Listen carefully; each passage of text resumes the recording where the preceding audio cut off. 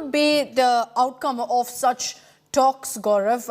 Ukraine coming to the board saying that, okay, we will also have a dialogue. We don't have much expectations from Russia. But what could be the result of such dialogue? Would it mean perhaps a ceasefire? Could it mean that, things then cool off, but temporarily?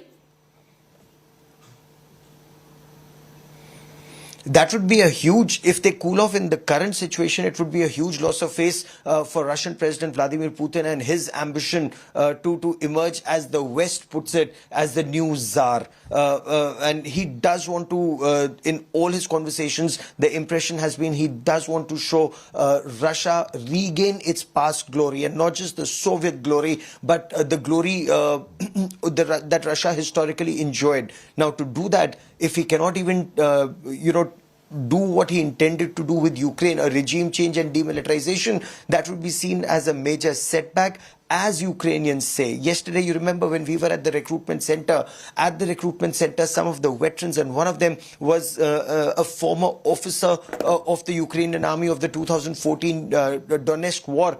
He said that the decline of Tsarist Russia had started from this region. The fall of Soviet Union started after 1986 Chernobyl, and the decline of this Russian empire will begin after 2022. So they are saying Ukraine will continue to fight back, and fight back very strongly. Will it succeed in the days ahead? Because that would be extremely critical. What happens after these talks, and are these talks perhaps just a mechanism to regroup, rearm, reassess the situation, and then launch an offensive? That too remains to be seen, Akshita, but would be a very, very interesting development in the days ahead. Gaurav, also, there have been multiple reports that have been coming in. Russia time and again claiming that we're trying to minimize casualties. We're trying to ensure that we don't target civilians. But what we see on our screens more often than not is residential buildings that are up in flames. That indeed is happening when area weapons are used, and these are residential buildings that are very close to vital assets and vital points in terms of strategic targets for Russia. They've been trying to target most of the airfields, most of the air defense systems. They've been trying to target offices, garrisons, military headquarters. All of that, government establishment, fuel dumps is what they've been trying to target. Ammunition depots is what the Russians have been trying to target.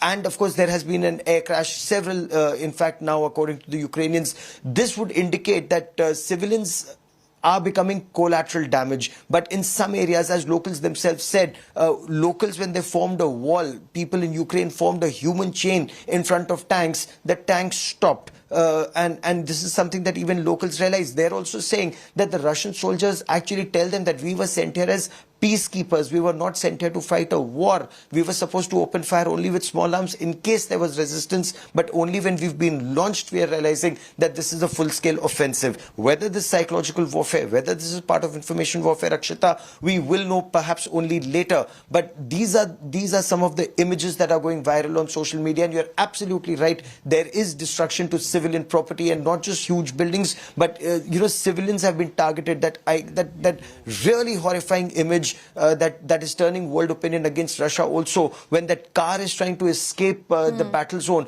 a Russian tank jumps over the divider and then crushes that car.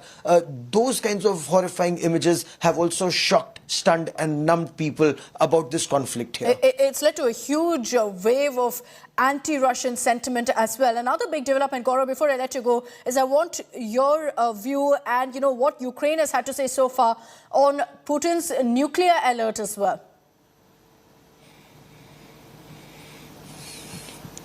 So that is really scary, Akshita. The moment that news went viral yesterday, the moment people heard about this, remember yesterday was curfew. Remember yesterday there was martial law in Kyiv, and everyone was being asked to stay indoors because they anticipated or they apprehended that incoming, there was an apprehension that there would be incoming missiles coming into Kyiv last night.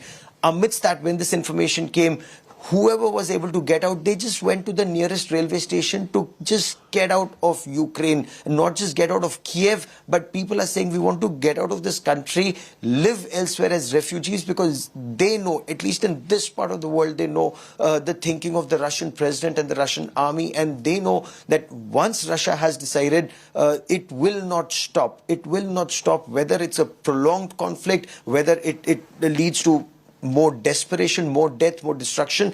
Their apprehension is things from this point will only go from bad to worse, and that is why they want to be out of harm's way. And most likely no part of Ukraine, they say, will be safe in the days ahead, and that is why they want to go to Poland or Romania.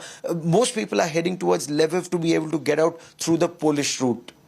Okay, Gaurav Sawant there reporting from Ground Zero. Gaurav, appreciate you joining us here on India Today. Stay safe out there. We're going to keep coming across to you for all the updates there from capital Kyiv. Gaurav Sawant and our team of reporters continuing to get you every single update that pours in right now from Ukraine.